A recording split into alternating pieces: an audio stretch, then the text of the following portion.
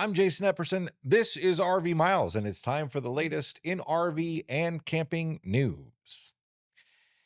First up, the Texas Association of Campground Owners, or TACO, that is their name, would like you to know that most of the affected campgrounds from the recent floods in Hill Country are back in business and ready to take customers.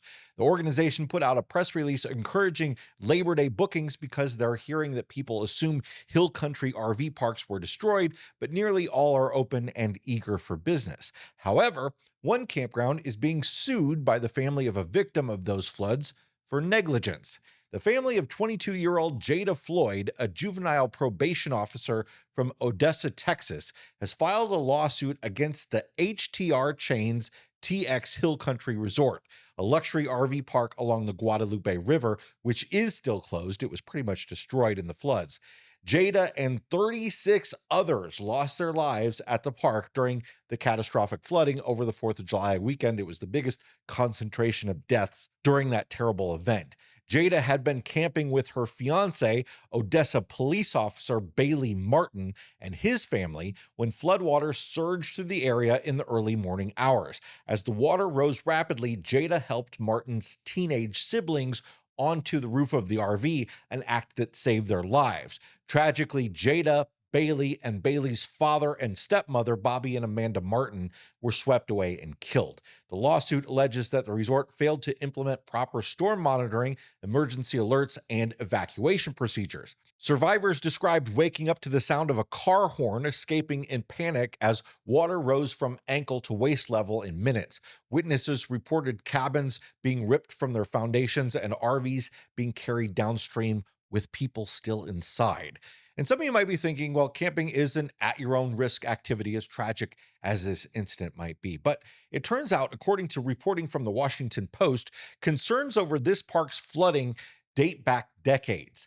Ingram council members voiced concern over regular flooding in the area when upgrades to the park were approved back in 2021. And beyond that, the park pushed to build sites directly on known floodplain, gaining a floodplain permit from the city. Federal guidelines do allow RVs to be placed in floodplains as long as they are on site for fewer than 180 consecutive days and are fully licensed and ready for highway use. I suppose the theory is when a river slowly rises over time, you can move away, but that doesn't help out so much in a flash flood, where the river rises rapidly, especially overnight, as it did in this scenario. Concerns about the park's location date back to 1989 when its original developer faced pushback related to two teens dying in a flash flood incident at the site just 2 years prior. The development was ultimately approved, though, and was sold to HTR in 2021, who further developed the park. Kathy Ryder, who served from 2020 to 2022 as mayor of Ingram, voiced concerns about the park's potential to wash away in a flood on many occasions in and out of office. The suit argues that the resort is liable for gross negligence, citing a lack of staff training, failure to evacuate, and placement of guests in a known floodplain with a long history of dangerous flooding. In response, the resort issued a statement calling the flooding unprecedented, blaming systemic failures in public emergency response. They denied wrongdoing and vowed to defend themselves in court. Texas state lawmakers are now turning their attention to the preparedness of campgrounds and youth camps statewide. At a meeting of the House Select Committee on Disaster Preparedness and Flooding, Representative Drew Darby called out camps in the Hill Country as being, quote, wholly unprepared for any flooding event, according to NBC affiliate KXAN, citing what he described as malpractice when lives of children are at stake. Darby introduced a bill requiring campgrounds and youth camps to submit annual flood disaster plans to the Texas Department of Emergency Management with fines up to $1,000 for noncompliance. More in a moment, but first, this episode is sponsored by the folks at RV Life. The RV lifestyle is about community, and the RV community is at the heart of RV Life. RV Life recently celebrated the 1 millionth trip planned with RV Life Trip Wizard, their excellent trip planning tool for RVers, featuring all the trusted reviews, pictures, and tips from their RV Life campground site. RV Life also features several blog sites and over 20 additional RVing forums to serve the community. All this experience and community feedback come together to help create a fantastic RV trip planner and mobile navigation tool collectively called RV Life Pro. RV Life has marked a milestone of over 3 billion miles traveled using RV Life Pro with a B, counting both the planned RV trips and ad hoc navigation with the included RV Safe mobile app. Take 25% off RV Life Pro at the link in the description for this episode. EPA Administrator Lee Zeldin, speaking at the Iowa State Fair, unveiled new guidance easing diesel exhaust fluid or DEF system rules for diesel engines. At issue is the vehicle's power derating when DEF runs out or there is some sort of failure. What happens now is that the engine is electronically given less power and your speed is limited until the problem is fixed. Starting with 2027 models, new trucks will be shipped with software that limits you to 45 miles per hour after 80 hours or 4,200 miles of low DEF levels. The current guidelines send you to limp mode as soon as you run out of DEF or if a sensor fails. The guidelines will also allow manufacturers to change the software on existing vehicles. Starlink satellite internet operator SpaceX is ending its free pause feature and replacing it with a new $5 per month standby mode. The feature was popular with RVers as part-time users who could previously pause service at no cost when not in use. Starting next month, those customers will now have to pay $5 a month to keep their service line, but it will come with the continued access to very low-speed internet, capped at 500 kilobits per second. SpaceX claims the change is an upgrade, noting that standby users will stay connected and have unlimited 2G level speeds. That might be useful for folks who have rural property or something like that. But another way to look at this is a backdoor rate hike. After all, most folks who pause the service don't need this low-speed connectivity. They're at home using their regular internet. For folks who unpause Starlink for 4 months out of the year during the traditional camping season, the other 8 months will cost them another $40. Customers who don't opt into standby mode will lose their paused account line.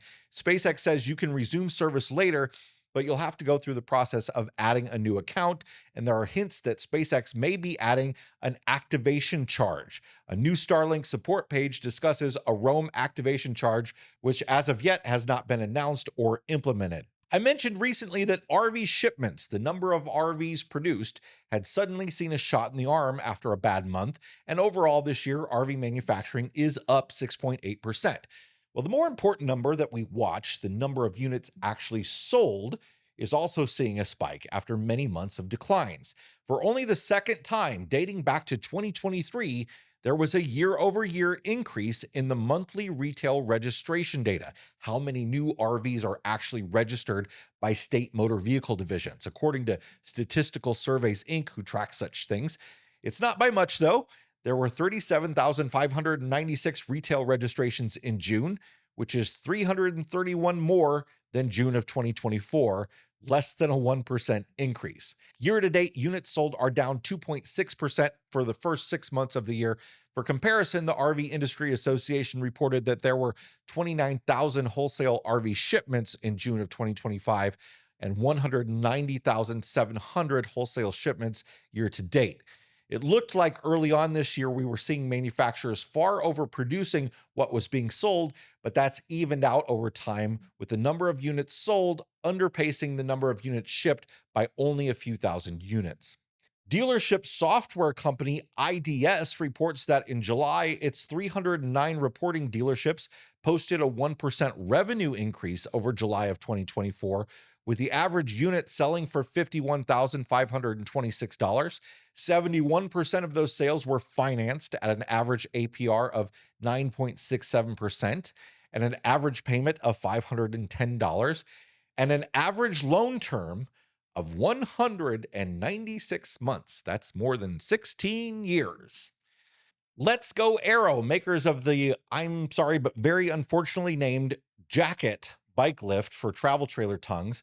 It's really a nice product that allows you to carry bikes without the dangers of mounting a rack on your bumper or eating up the truck bed.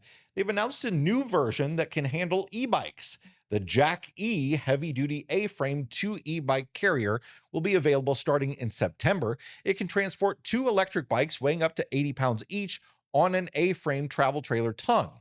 Let's Go Aero is also introducing the Jacket Lifter, a hand crank operated hoist system that supports up to 160 pounds, enabling users to lift and position bikes without having to stand on your truck bed or something like that.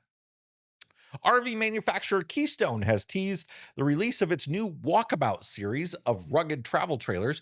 The first floor plan, the 26 Max, features Kurt's touring coil suspension, which is a step down from their fully independent suspension that you see on a lot of these sort of adventure type trailers, but a great upgrade over the traditional leaf spring to be sure. The sidewalls are painted aluminum, not fiberglass with decals. And in the slide is one of the craziest things I've seen in a slide in a while: skylights. It's like an old-fashioned Wendy's sunroom. This is a really interesting unit for the right person, odd for some, but it's definitely packed with some unique features. I'll link to Keystone's full walkthrough in the description. I'll look forward to see what other kinds of floor plans they come up with in this line. That's it for this week's RV and camping news roundup. Hey, I want to remind you that our homecoming event is right around the corner and there are still tickets available, but time is running out to join us. The event is at the end of September in Amana, Iowa, right along I-80. We have a great time with lots of prizes and seminars and a live recording of the podcast and a whole lot more, and we hope you'll join us there. There's just like 2 or 3 weeks left to get your tickets. So all the information is at a link in the description. Thanks so much for being here, everybody. Hit the like button if you got something out of this video. Subscribe if you want more like it, and we will see you next time.